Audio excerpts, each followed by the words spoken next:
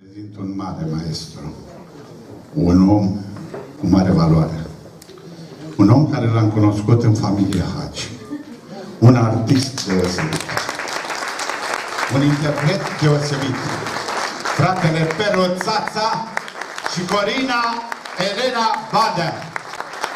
Mulțumesc, mulțumesc! Hristos Voltu! Bună ziua, Câmpul Lung!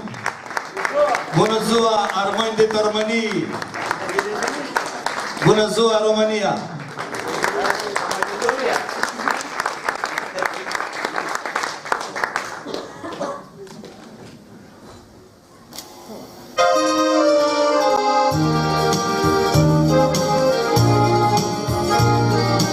Haide, dus cu noi de drum!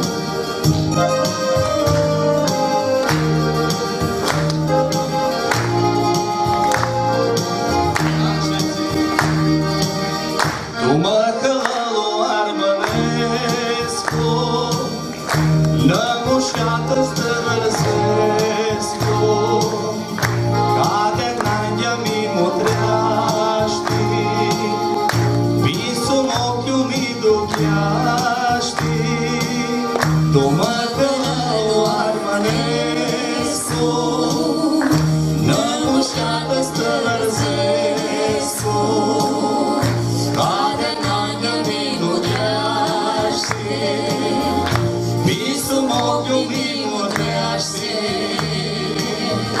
alba mea,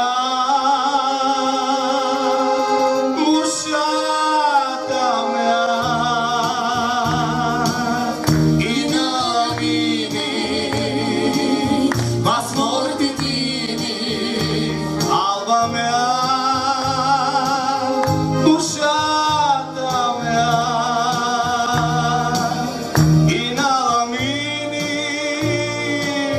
vas mor de tine. Hei! Dus de atunci!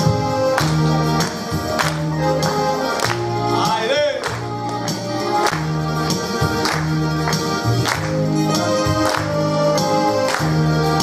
Hei!